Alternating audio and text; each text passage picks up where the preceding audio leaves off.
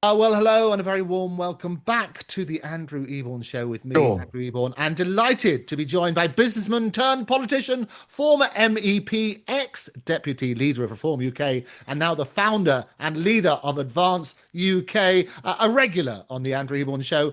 Ben Habib, how are you, Ben? I'm very well, thank you, Andrew. How are you? I am amazing and congratulations. Since we last met, a lot has happened. Fill me in on the progress made with Advance UK. Well, some of the progress we're making, I can't disclose to you because it's at the moment confidential. But I can tell you that there's been a kind of sea change in the establishment of the party in a broader sense since we got registered as a political party, which I think took place on the 6th of December. All of a sudden, things that I had hoped would happen are beginning to happen.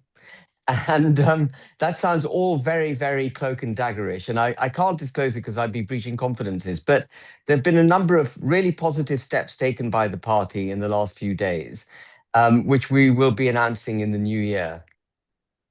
Okay, fantastic stuff. Well, numbers and so on and so forth. That I presume you can tell me what the latest numbers are. Yeah, so the membership is still slower than it was when we were, marching towards 30,000. But in the last couple of weeks, it's picked up, the pace has picked up. And we're getting probably about 100, 150 new members a day, something like that, I think. Okay. Now, there's a number of posts that I always like to give you the opportunity to respond to.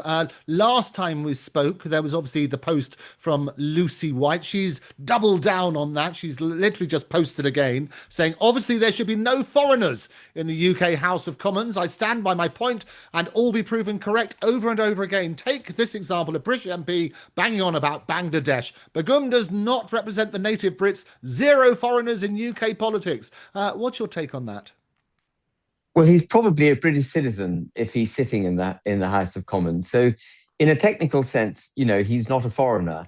But I think the point Lucy's making, and the point which is her original point, was that it's really that the Commons, in the search for the stabilization of our political system and the confidence required for the British people to know that their interests are being, uh, uh, you know, uh, that their interests are being propagated and protected, and that the country is not being set aside in the pursuit of some kind of false globalist, they may think utopia, actually it's a dystopia. In the grasp towards that stability that Lucy's seeking, she's basically saying she doesn't want anyone who can't be trusted because of their ethnic origin in the House of Commons. And in many respects, I have great sympathy for what Lucy is saying because you can't be 100% confident in the belief system of someone who is clearly doesn't see himself or herself to be British through and through. And there was a very good example of this recently. Um, there have been a number of complaints made against Reform, members of Reform, who've said things against David Lammy and have said things against Sadiq Khan. And one of the criticisms made by a sitting councillor who Reform then sacked, Ian Cooper, was that Sadiq Khan saw himself as a Pakistani, or words to that effect. And Hope Not Hate came out and they wrote a thing on it. And Ian Cooper was then dismissed by Reform as a councillor from Reform. Um, but I then came across a clip in which Sadiq Khan was speaking in Urdu, but he said people wouldn't be critical of him, wouldn't have a go at him, wouldn't target him, if it wasn't for the fact that he's a Muslim and a Pakistani. I don't know if you saw that Yes, post. I know, absolutely. I was going to Um, ask you about that. Absolutely. yeah. So here you have Reform sacking a councillor for calling out Sadiq Khan. I think Ian Cooper said a few other things, which we can touch on if you like. But here you have a Reform councillor accusing Sadiq Khan of being Pakistani, being sacked for saying it, and then Sadiq Khan himself confirming that his own view of himself is that he's Pakistani. So how can you trust Sadiq Khan to be doing what's right for the United Kingdom, right for London, and right for the United Kingdom, if he doesn't identify as being British, if he identifies as being Pakistani. These are his words, not mine. Anyone can go to that clip. You can put it through Google Translate, and you'll get precisely what he said. So there is an understandable desire amongst people like Lucy White to eject from our political fabric people who can't be trusted. And I think it's a really important point, and I touched on this. I was on Dan Wootton's show straight after you joined my show last time, and they were talking about Lucy White because she got basically deplatformed from a lot of from Talk TV, from GB News, and various others for airing those views. But actually, it's very similar. Well, it's exactly the same as what is happening in the States. You have to basically be born in the US, in order to stand for political office. You Yeah. came out publicly and said, look, she's entitled to hold that view, but if that view were held to be correct, then you yourself couldn't be British Prime Minister. Well, I think by the time this country has passed a law which prohibits anyone other than those born in this country to be in Parliament, by the time the country gets to that place, the country has been saved. The country has reacquainted itself with what it needs to do, has acquainted itself rather, with what it needs to do in order to be saved. At that point, I don't need to be in Parliament, Andrew. It's slightly tautological. It's circular. If the country makes that law, it means I don't need to be in Parliament because the country is secure. I'm only in politics because I care about the country. Right, but would you like to be Prime Minister? I have no desire to be Prime Minister beyond the need to save this country. Unless and until I believe this country is secure, I will stay on the political battlefield and I will keep fighting for this country in the proverbial sense of the use of that word. I will keep fighting for this country. And if that means I become Prime Minister in order to deliver that aim, great. I'll be Prime Minister to deliver that aim. But if the country finds a way to redemption without me, then great. I'll go off into retirement and do what normal people do when they retire. Well, they go on golf courses and die is what they do. So you don't want Well, to do do that. they? Well, I don't know. Gin and tonic or two with a golf course Well, here I and can see there. those Can't bottles be are a still bad going down way. behind you, so that's got to be good. I've had a lot of people on the show, as you know, lots of those very close to you. Some have made all sorts of statements, and I know they don't necessarily represent your views. And I thought it was a good opportunity to cover some of those. Richard Inman, great guy. I met him a few times. He was on the show.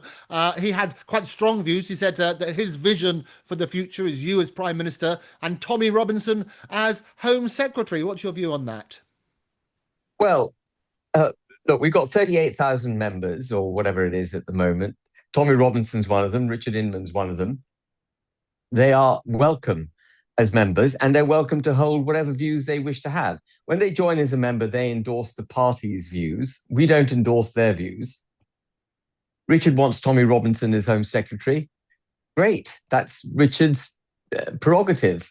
Tommy Robinson himself, I believe, has said publicly many times he doesn't want to be in politics. And that's his prerogative.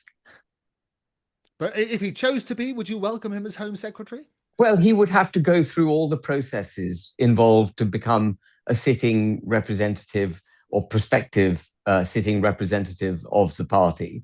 And that would involve interviews with people to make sure that he's got the requisite skill set in our mind to be able to do it and so on. And if he passed all of that, well, fine, absolutely. Okay. The other thing Richard sent, and I know because you contacted him afterwards and wanted this clarified, he said on the Andrew Eborn show that if Reform asked you nicely, you'd come back and join them. So it's not a matter of Reform. So I did contact Richard. He obviously contacted you afterwards. He did. No, he said Ben's been on the phone following the interview. Yeah, and I said, there's no prospect of me going back into Reform simply because Reform asked me nicely. I'm not doing Advance because Reform hasn't been nice to me. I launched Advance because I recognized Reform is not the answer. It's a false hope. It won't deliver in the way that the people hope it will deliver. Advance exists because Reform is false. If Reform can become true, if Reform finds a way to reform itself, of which I think there is close to zero prospect. But if it were to do that, in the same way that I'd be delighted not to be in Parliament because Parliament would have rediscovered what it needs to be and what it needs to do, I'd be happy for Reform to go on and form a government. But Reform is not there. And any sugar-coated invitation from Farage or anyone else, however sweet that sugar might be, won't entice me back into Reform. Reform needs to be a genuine party of principle, of a political philosophy, which would take this country from the predicament in which it is to a safe and secure position. If it could do that, then whether or not I'm in Reform, whether Advance exists, all becomes academic. Okay. As you know, every time I invite questions, inevitably people are going to say you're fracturing the votes and so on and so forth. Who would you prefer to be Prime Minister? I know you'd be Prime Minister first and foremost. Would you prefer Farage or Starmer? Well, it's a false choice. It's one of those questions designed to kind of trip me up in public, but doesn't actually offer any hope. Because if I were to say Farage, then everyone says, well, stand down at Advance. But the point is, Farage will be an awful prime minister. He doesn't have a political philosophy. He pivots this way and that way. He talks about, he's stood on an anti-immigration platform all his life, and yet he took on a Bangladeshi asylum seeker the other day into the party. He says he wants to destroy the Tory party, but he's rapidly taking on Tories into his party. He says he is against the large state and the large spending that the state does, yet he would lift the cap on the two-child benefit. He talks about the need to cut taxes, but then he ditched his entire tax-cutting policy framework from the last election, which was called the contract with the people. Farage is all over the place. Even his deportation policy that he produced the other day, a few months ago, doesn't work. It was hold below the waterline on the day that he launched it. So Farage will be a disaster for this country in the same way that people thought Boris Johnson would be the savior of this country, would deliver Brexit, sovereign United Kingdom, prosperous, honest, proud, two legs again, all of that. Farage will make all those promises. He'll allow you to hold that candle of flame for the restoration of the country through reform, and he will be a failure. And therefore, it's a false choice, if you don't mind me saying so, Andrew, between Starmer and Farage. They'll both be disastrous. I think it's very important that you answer those questions, because that's what people are asking and so on and so forth. And it's always been your stance that Nigel Farage is not suitable for leadership. The other question that always pops up as well is Rupert Lowe, because he was the one, you came on my show having launched Advance UK and said you failed to not only to recruit him as a member, but failed to recruit him as leader of the party. That was the intention. People want you to get together with Rupert. What's the latest? Rupert and I are friends. Rupert and I are in touch with each other. We are fighting the same battle. We're on the same side of that battle.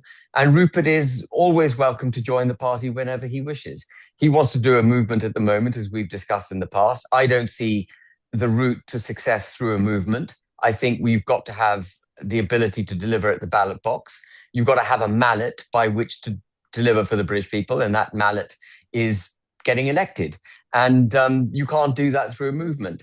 And I hope that, one day Rupert will recognize that and, join up the only party that frankly has any real, serious, principled approach to politics, which is Advance UK. Yeah. Well, having said he doesn't think it's time for another political party, he's set up his own political party, hasn't he? Yeah, it's a very different thing that he set up. It's Great Yarmouth First. It's a local party to fight local elections. And perhaps if he doesn't join a mainstream party, for him to stand as their candidate for Parliament again in the next election. It has no aspirations of being a national party. And in terms, just so people understand the niceties, just so they understand the niceties of it, standing as an independent as opposed to standing as somebody within a party, even if it's a party of one, what's the main difference? Well, standing in a party means you have all the infrastructure of the party around you, the campaigning teams, the ability to form a government, because you'll be standing in, we intend to stand in every single seat in which we are able to stand, including Northern Ireland. So that'll be 650 seats we'll be standing. assuming we find the right candidates, but that's the aim. So you get much more coverage, you get much more infrastructure. If you're able to stand in 650 seats, you probably raised a hell of a lot more money. You've got much more national recognition, and fundamentally, you can form a government. So it's very different to being an independent. An independent can draw a lot of attention to issues, but they can't actually deliver the solutions for those issues because they're just a lone voice. Yeah, but and he's effectively a lone voice with his party because it's as you say, it's a very local one, isn't it? Yeah, it is. It's just Great Yarmouth, and I wish Yeah, him all the success with his party. yeah. But still, the door is open. Of course, the door is open to any individual who's on the electoral roll and wishes to join Advance UK. Fantastic. Well, let's look at some of those new members then. You've welcomed Councillor Nicola Brown, your first to join since registering as a party, and also Farmer Mark, emphasising principle over expediency and the need to save our food and our farmers. What's the biggest challenge for you, Ben, in building Advance UK from scratch? The biggest challenge is getting our message into the electorate more broadly and becoming recognised by the electorate. The establishment is against us, as you know, Andrew. Even channels like GB News and Talk, which should allow us a platform, or you might expect to allow us a platform, are not allowing us a platform. GB News, it seems to me, have circled their wagons around Farage and want to see him as their. I think there is a commercial imperative for GB News, which is they want to be able to say that they created the Prime Minister of the United Kingdom. So there's a conflict of interest there, which I think they're exercising in their own favor, not in the favor of the country. That's the biggest challenge: getting known, getting our message across. But we are doing it. The 38,000 members we've got, that is big enough to fight the general election. That's big enough to mount a councillor. She's a district councillor for Doncaster. She's a grandmother, a lady who got into politics because she felt the need to do something to make sure that her grandchildren had a future in this country that was safe, secure, and prosperous. And she's therefore exactly the kind of person we want. We want people who've come into politics because they are really concerned about the state of the country, not because they want to be career politicians and make a living out of it. And we've got a number of people like Nikki Brown who want to join Advance. And I think as we spread across the country, we get more councillors, and we're going to get more councillors, let me tell you. More councillors, parish, town, borough, district councillors.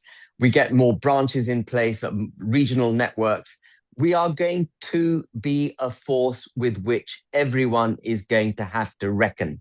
As much as they wish to shut us down, we're not going anywhere other than in their faces. And we are going to do well. I smell it now.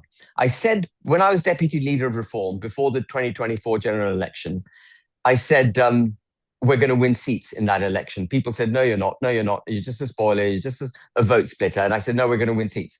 Farage came back because he recognized he was going to win a seat. It wasn't the other way around. It's not that he came back and then we won seats. He came back because he recognized we were going to win a seat. When I launched Advance UK, I wasn't certain it would get traction. That's why I set that 30,000 hurdle of members before we applied to the Electoral Commission. I'm telling you now that from what I'm smelling and the anecdotal evidence I've got, we are on the march, and we are not going anywhere other than straight into mainframe politics. And people like Farage and Kemi Badenoch, Keir Starmer, Ed Davey, whether they recognize it now or not, they were going to have to contend with us. I feel it. I feel it the same way I knew we were going to get seats before 2024. I feel it now. Yeah. I always give you the opportunity of responding to the various questions that people pose. We had Danny Roscoe. I don't know if you know Danny. He posted out on social media. Remember, Ben Habib will never answer the difficult questions. I'm going to let you respond. Why did you say that 1 million Advance UK members would give you a landslide win in the general election? This is a big political grift. They don't have to win or just to say they are trying. They only in their circles, knowing it's an echo chamber. Also, under 50,000 members 3 months after the first 3 months means it's not the fastest growing. It means Tommy was the surge. Don't let these people gaslight you. Well, he's talking, bollocks, isn't he? we've gone from nothing to the seventh largest political party registered. We are now getting councillors.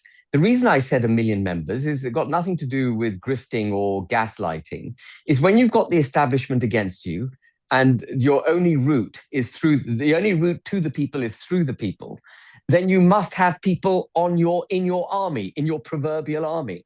And if we have 1 million members, we will take the country by storm. That's 4 times as many members as Reform claim to have. Reform don't have the number of members they claim to have, by the way. It's an over-egged figure. I challenge Farage. Because they keep putting up, and there's all these lies, damn lies and statistics. People always talk about the figures, and they all say that they're not right. Why aren't they right, and how are they getting away with it if they are wrong? Because they don't take people off when they apply to come off their register. The very significant proportion of the members who've joined Advance are people who've left Reform, and the Reform ticker never goes down. And I have received many, many emails from people saying, I've tried to resign from Reform. They won't take my blooming name down. And they want to keep that line there because they want to be seen to be growing. But they're not growing. They're shrinking. Our membership has reduced their membership. Reform is, frankly, Reform is, I don't want to say this and then people think that I'm getting ahead of myself, but I think Reform is already in a bit of difficult position. It's losing members, and it can't. It's so important to drill down on this because David Bull, who we both know, we've been on his show together when he was at Talk. He's posted today. Britain votes Reform. Reform UK has won more council seats than any other party in 2025. He's got Reform at 781 seats. The Lib Dems at 475, Conservatives at 364, Labour at 134, and Greens at 103. Those are actual facts and actual figures, aren't they? Yeah, but we weren't a political party. We weren't on the scene. We didn't contest any of those elections. The two-party system is broken. People are voting Reform in significant part because they're fed up with the Labour Party and the Tories. I think increasingly I've been talking about the failure to have a joined-up political philosophy, the failure to be serious and principled about politics, and inability to hold people together. You know, the organization of Reform seems unable to hold its own in Reform. So when a credible opponent turns up, and we, as I say, are going to be a credible opponent, you will see us make an impact. And as I said, I feel it. Andrew, I wouldn't say I feel it. I've never said that to you before. I've never said it to anyone, actually. It's the first time I've said it to anyone. I say I feel it because I feel it.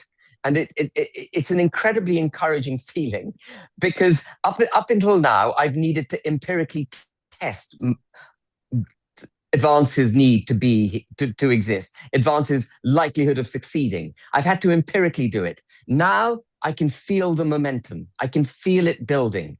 I can feel everything changing in our favor. So they all better watch out. Oh no, and it's so important. As I say, what I love about when you come on here, it gives you an opportunity to respond to those, to clarify. As you say, a lot of people sort of criticize. They tell you what Ben Habib thinks in the same way as they tell you what Tommy Robinson thinks and various others without actually asking them directly. Yeah. So it's good to get your feedback on that. If they had a different leader, I know you have very strong views about Nigel as a leader. If they had a different leader, would you have more faith in them? Well, what does it mean having a different leader in Reform? Because Reform, by Farage's own declaration and all his minions' declaration, is Farage, and Farage is Reform. It is still a single individual party. If he leaves, what do you think would... Can I put the question back to you, Andrew? Yeah. What would happen if Farage left as leader? What would happen? Has the party got depth and breadth? Well, this is what they're saying. Where's the depth and breadth? Lee Anderson? Work out who would be. So would Richard Tice come back in let's just go through as leader? Lee Anderson, I wouldn't... Lee Anderson, what's he got to offer anyone? He's a thug, as far as I can see. That's what Lee Anderson is. Sarah Potchin, the lady who was pro-settling Afghan migrants in her constituency when in the Cheshire ward of which he represented in the council. The lady who went to transgender children events, Sarah Potchin, is she the one who's going to come forward? Who's going to come forward? Richard Tice, who weakly, without any resistance, gave up the party to Farage when Farage decided to come back as leader. He was leader. There wasn't any discussion, no vote. I was deputy leader, no constant. Richard, as much as I liked him at the time, Richard is weak, weak, weak, weak. So who's going to take over reform? Zia Yusuf? Zia Yusuf, who's been in politics for a year and a half? Well, what do you think of him? Who's going to do it? There's nothing. It's a mirage with his appointment. He came out of nowhere, donated a couple of £100,000, went to the top of reform. There's an unholy alliance, unholy relationship between him and Farage and the party. There's something doesn't add up. And the 9 million quid, we're now getting into a reform bashing exercise, but the 9 million quid they just got from Harborne stinks to high heaven in my mind. This is a man who lives in Thailand. Show, didn't we? We said about the money previously donated by him, and then within a nanosecond of it was before the 9 million. It was before the 9 million. Yeah. Yeah, 9 million. And so you've got a guy who lives in Thailand, who backed Boris Johnson, who went to Ukraine, presumably selling arms on behalf of his kinetic thing, donating £9 million to Farage, who makes the case for cryptocurrency. Harborne is in cryptocurrency. He owns something or owns a stake in something called Tether. Farage is promoting Tether. I mean, all of this stinks to high heaven, in my mind. I don't know, let your viewers judge, but it stinks to me. Oh, no, I think I always say sunlight is the best disinfectant. So we need to talk about these things and also give a chance to respond. Other people, key people and things, obviously, David Bull is now chair, a very eloquent gentleman, gathering people. What are your views on David? Well, I haven't had any interaction with David for a long time. We always got on very well, and I think he's a good talk show presenter. Do you see him as the future leader? Well, unlikely. Okay. The other thing we did. I like David. I don't want to have a go at David. Yeah. No, it's not having a go. It's opinions are important. I give everybody a platform to have their opinions. The other thing we spoke about last time you were on the show on November the 30th was you threw down the gauntlet, didn't you, to Nigel Farage? You said, come on, GB News, let me debate him. But you said they're too scared. Well, we're now on the 21st of December. Have you heard anything? Well, the only thing I heard back was from Gwaine Tyler, who tweeted that there's no upside in Farage debating you. But that's not the point, though, is it, Gwaine? It's not whether there's upside in Farage debating me or not. It's whether he has the courage to take on someone who actually has a serious principled political philosophy when he doesn't. Can he have a debate with me? And through that debate, evidence to the British people that actually he is the leader they need rather than someone like me. Let's have the debate. What's the issue? I tell you what the issue is, Andrew. He's riding high. He doesn't want to do anything that might risk his position riding high. That's what and that means he's fearful of me. And the absence of a reply and Gwaine's response proves it. The absence of a reply from Farage and Gwaine's response proves it. And we've seen that in American politics, haven't we? When people are so far ahead, they say, look, there's no point in having a debate. The only way is down. Exactly. Well, that's political expediency, isn't it? Which is what I've always said about reform. Yeah, interesting stuff. And we talked also about you being deplatformed. What's the latest on that? Well, I'm still deplatformed, but I'm doing lots of social media. And we're growing our regional network, and it comes back to getting those million members. Yeah. Well, last time in the summer, you were very supportive of Tommy Robinson. Advance UK was actually a sponsor at the September the 13th Unite the Nation event, and over 3 million people took to the streets. I've got the footage that showed that it was certainly not 100,000. We certainly had helicopters, the aerial footage, the drone footage showing that there was several million, I would say, certainly watching online when you look at the statistics. He had another event putting Christ into Christmas outside Downing Street. It was a non-political event. Were you thinking of coming along to that? I was at an event, an Advance UK event outside London. So even if I'd wanted to go, I wasn't able to go. I think what was extraordinary. Would you have gone? It was what was amazing to me, and I was right by the stage Yeah, with Tommy and the various it was others. a Yeah. What I was going to yeah, say is it was amazing that it was all just the a event, it was carol service, wasn't it? non-political. It was it should have been non-controversial because it's all about putting Christ into Christmas. There shouldn't be anything controversial about that, should there? They shouldn't, but our own religion has become a controversial issue in the United Kingdom. Our flags, which are Christian flags, have become controversial in the United Kingdom. And, this new Islamophobia law that they're talking about, anti-Muslimness law, people have rightly denounced it because it would prohibit free speech and it would reintroduce blasphemy laws into a country which has long not practiced blasphemy laws. But there's something more sinister about the notion of an anti-Muslimness law. And it's this, that actually there will be one religion in this country which will have a legal protection. It'll be Islam. Christianity won't have that legal protection.